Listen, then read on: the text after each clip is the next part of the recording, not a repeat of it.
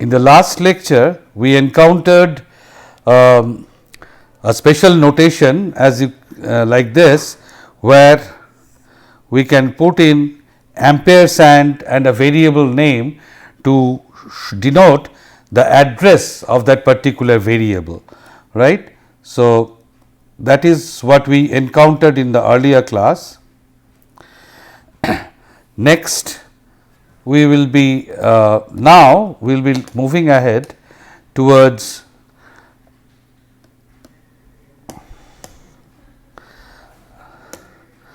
some statements which are absolutely essential for writing any C program. Just as in English we write different types of sentences, similarly in the language C, just as it is a language, there are again different types of statements that we can write and through which we can express what we want to do. The simplest type of statement that we have already encountered about is assignment statement. Assignment statement means I have got some contents in some register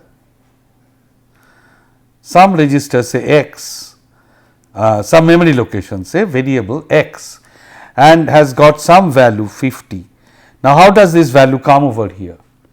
Initially it was not there. So, suppose I have got a memory location variable say speed,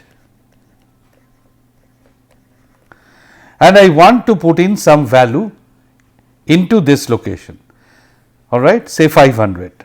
So, what we do? We write speed assigned 500 semicolon. So, the general syntax for that is a variable name followed by the expression, okay? The variable name followed by the expression. As you have written here, speed is the variable name and the expression here is nothing but a constant, all right. It could be something else. For example, I could have written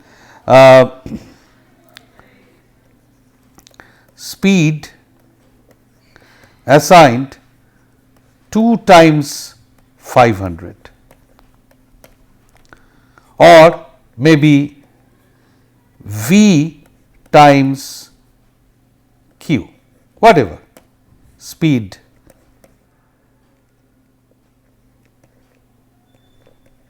is assigned V times Q. Here are some examples of such assignments. As you can see here, velocity is a variable, right. On the left hand side, the variable name is there. On this side is an expression. Now, what type of expression is this? 20 is nothing but a constant value. Please note that all the statements must be ended with a semicolon. Look at the second one, B assigned 15, again a constant. Look at the third one, temp assigned 12.5. So, what type of variable is temp? You will immediately answer temp must be a floating point variable or real number.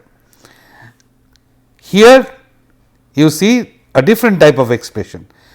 A variable A is being assigned the variable A plus 10. What does it mean?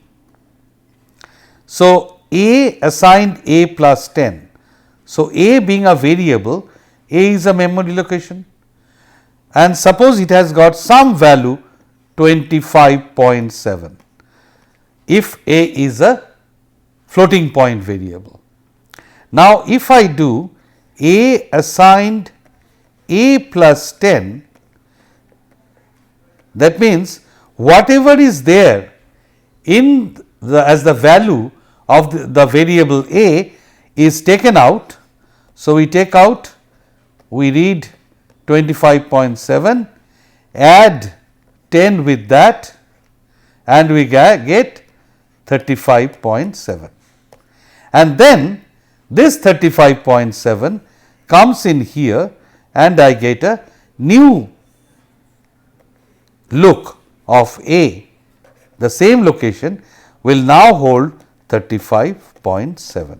So, you see the left hand side is the destination where the new value after computation of the expression will go, and the the right side can have the same variable as the source, or might be the some other variable, could be some other variable also, like here this expression you see.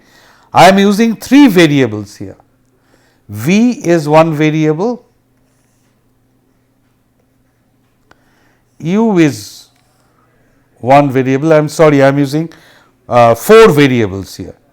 F is another variable and T is another variable. Now, suppose U has got some value 20, F has got some value 0.5 and T has got some value 2. Then V is being computed as U is being taken 20 plus the product of these two, 2 and 5. So, 2 and 0.5 will be 1 and 1 is being added to 20.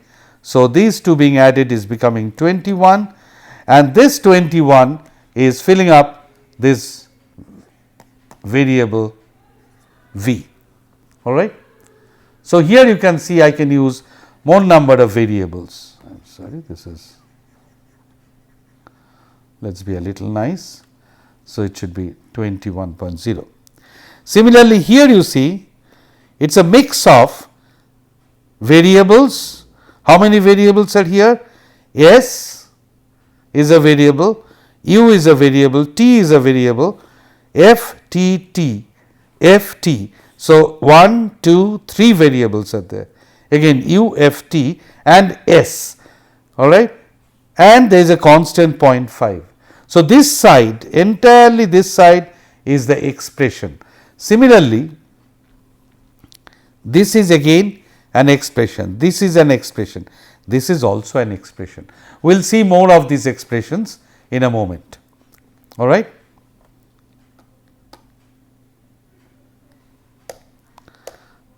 So, a value can be assigned to a variable when the variable is declared. For example, when I am declaring a variable, just starting, I want to declare a particular variable and so I want to declare a variable maybe acceleration, all right. Now, when I say that acceleration is a real number. So, when I declare it, I will write float acceleration and then at some point later on I can say acceleration assigned say 2.5. This is one way. The other way is that I could have written it when I declared it as float acceleration assigned or initialized to 2.5. This is also allowed in C. Okay. So, a value can be assigned when it is declared. For example, here speed is an integer which is being declared as an integer and along with that it is being assigned the value 30. Here you see the char is a type of another variable flag, and when I am saying that it is a flag is a character, I am along with that I am also assigning it to value y. Now, you understand, you remember that within the single quote means it is the integer, it is a character string. So, I could have done it also like this, char flag and then later on flag assigned y, and this is equivalent to what I did here. Okay. Several values can be assigned the same value using multiple assignment operators. What does it mean? As soon as we see the example, it will be clear. For example, A, B, C, all these are being assigned the value 5. Flag 1 and flag 2 both are being assigned the value y. Speed and flow both are being assigned the value 0.0. So, here say for example, the correct thing would be to say float, speed, flow assigned 0.0. Okay. So, that is the simplest possible way we go about it. Now, when we write an expression, first thing we have seen now is the assignment statement. Now, in the assignment statement, if you have seen in the earlier slide, we were using some operators. For example, U assigned say V minus F times T, all right. So, this is an assignment statement. Here is the assignment. Okay. But on this side, I have written an expression. So, how can we write an expression in C? We have seen quite a few examples of such expressions in the earlier slides, right. We have seen different types of expressions like S assigned U times T plus 0.5 times F times T times T. So, it is, we will immediately recall that this is our standard school formula, S is equal to U T plus half F T square, right. Now, this expression has got two components. This well known expression in school has got two components. One side is the expression here, which has to be computed, and then that has to be assigned to another result or another variable. So, that is being written here. Now, this is the way an expression is written in C. You cannot just write it in this way as we are doing in our school. This is not possible. We have to write it in this way. Okay. Now, here when we write this expression, you please observe a couple of things. Look at these, this.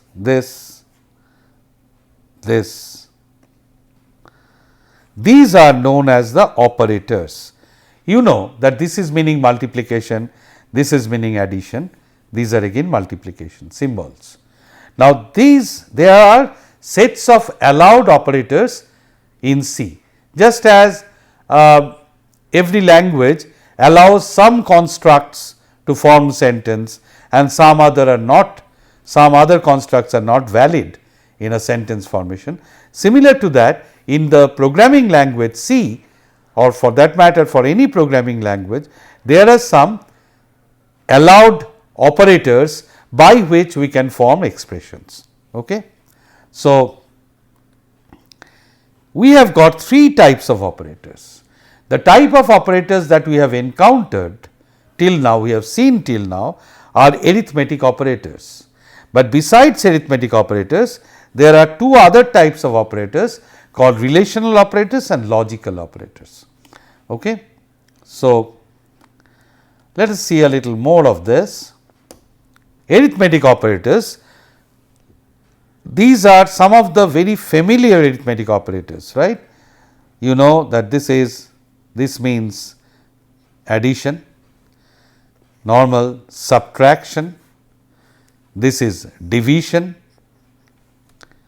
Remember, unlike this sort of division that we use in school, we use here this symbol for division. Unlike this symbol that we use for multiplication, here we use this symbol. And new symbol that we are introducing here is this symbol, like the percentage sign. Now, this does not mean percent, computing percentage, it means modulus. What does modulus mean? Say, if the modulus means finding the remainder. For example, if I compute 15 modulus 3, that means I am dividing 15 by 3, and whatever is the remainder is my result. So, what is my remainder here? Remainder is 0. Okay? So, modulus is basically the remainder operator. So, another example let us look at, say I have got 27 modulus 2. What would the result be? 27 divided by 2, the quotient is 13, right? Quotient is 13 and the remainder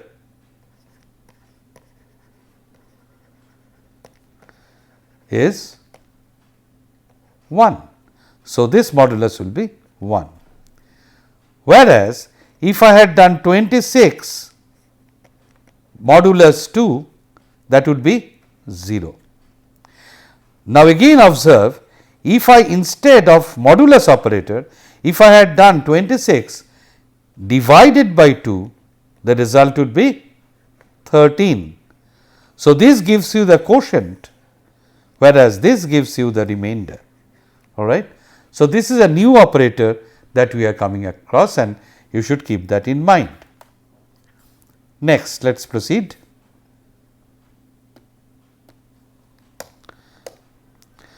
Now, here are some examples. Distance is rate or velocity or speed multiplied by time. Please note again, as I have told earlier also, that any expression must end with a semicolon, as is being done here. What does this mean? Can you read this variable? Can you read this variable? Is it meaningful? Net income is income minus tax. So, operator is minus, and this is the arithmetic expression, and this is the arithmetic operator. Speed is distance divided by time, again ended with a semicolon. Speed is distance divided by time. How do we find the area of a circle? Pi, you remember pi, we can define pi, we had seen this example earlier, has defined pi 3.1415 etc., etc. We could have done that. So, pi is a constant times radius times radius. Here basically what I am computing is area is being assigned, here is the assignment operator and the expression is pi r square. Now, this expression I am writing in this way, pi times r radius times radius. Okay. Here is another expression, y assigned a x square. What does it, how do we write it typically in school? This is expression which is a x square plus b x plus c. All right. This is a very familiar expression of a quadratic expression. Now, when we write it, again here you see how many operators I have. I have got 2 multiplication operations, 3 multiplication operations and 2 addition operations, right, and 1 assignment operation. So, here again quotient is dividend divided by divisor. Now, this is exactly what I was telling a couple of moments back, that this operator is actually returning you the quotient, all right, of a division operation, and this is actually giving you the remainder of a division operation. So, here are some examples of arithmetic expressions.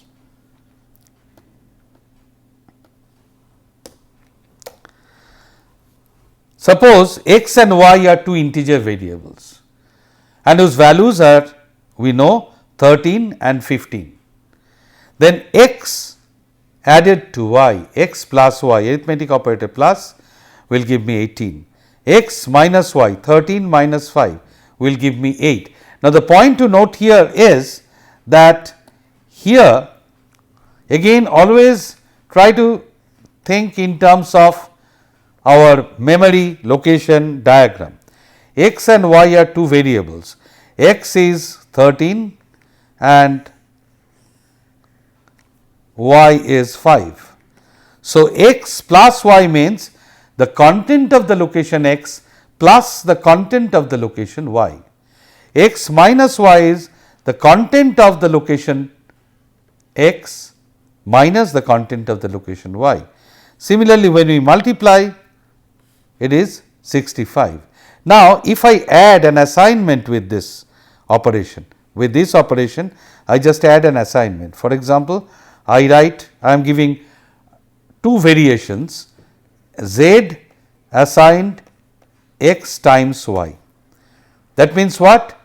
There is another location z where the content of x and the content of y are taken and multiplied, and 13 times 5 is 65, that is stored there, and that is possible because I have assigned it here.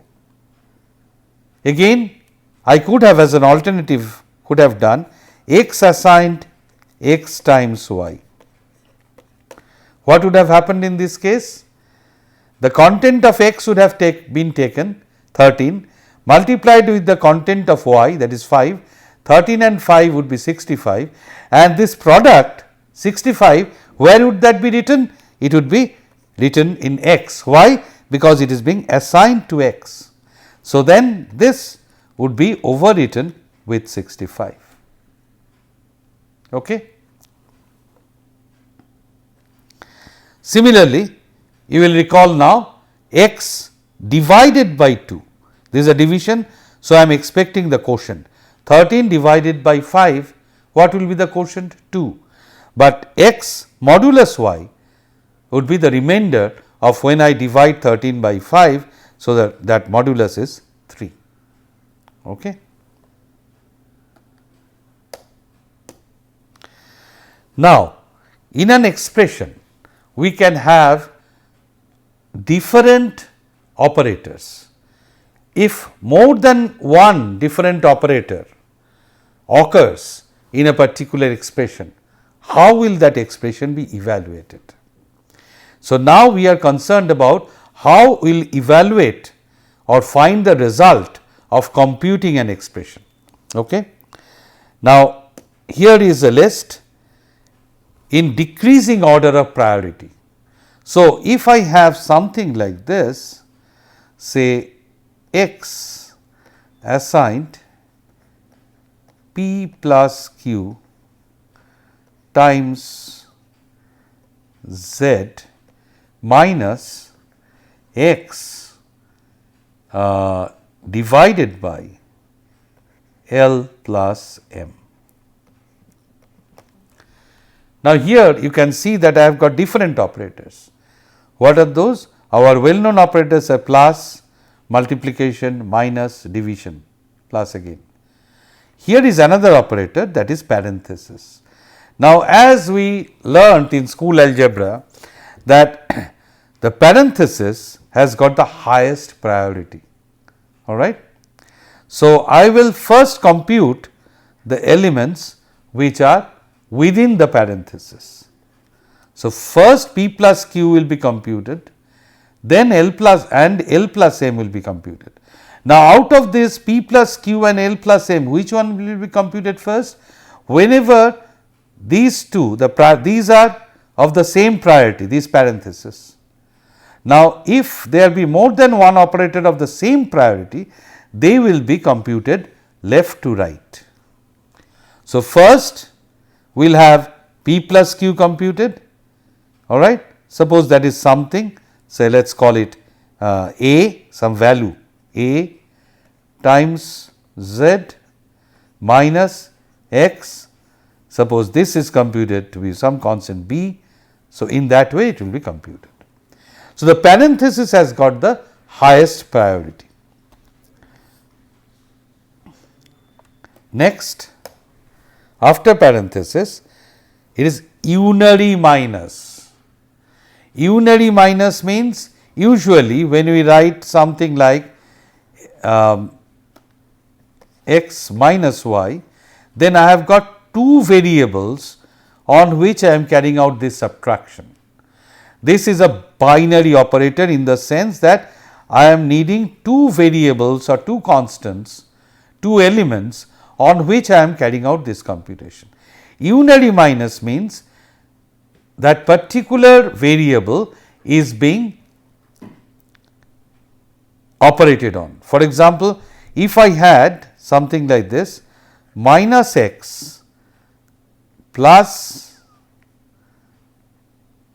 7.5 semicolon, and suppose x was 2.5.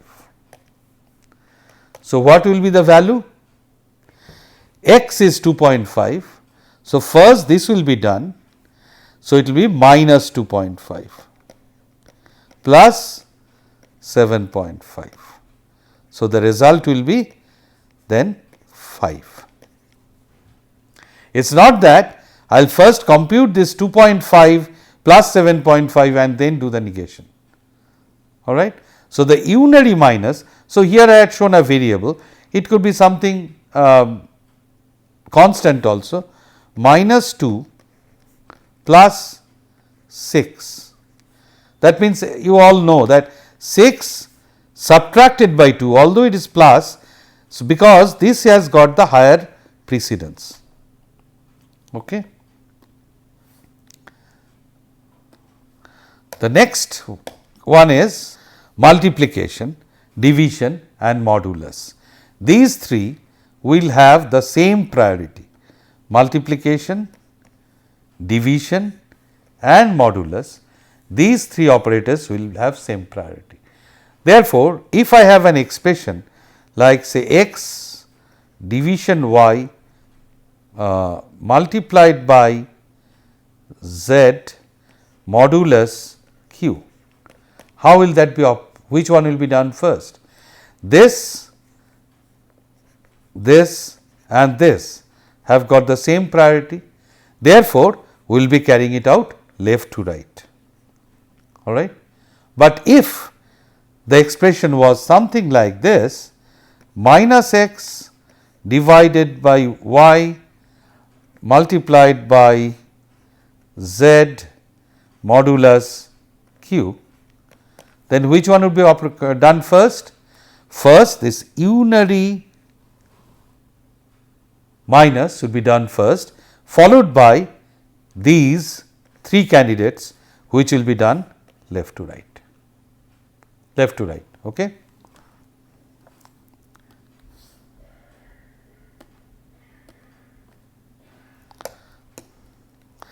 Next comes addition and subtraction.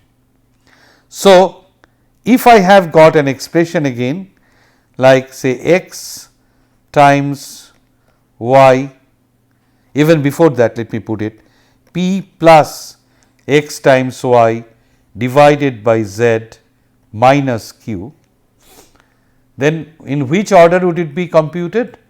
First, plus will not be computed, multiplication has gotten higher priority, this also has gotten higher priority. So, out of these two, which one will be done first? Left to right. So, first I will do this, suppose this is yielding a result a, so it will be p plus a, then divided by z minus q, and then this one will be done because left to right of the same precedence, suppose it is b, then it turns out to be p, it turns out to be p plus b minus q, all right. Now, out of this plus and minus have got the same priority, then which one will be done first? This part will be done first, suppose that is c minus q. This is how this entire operation will be done.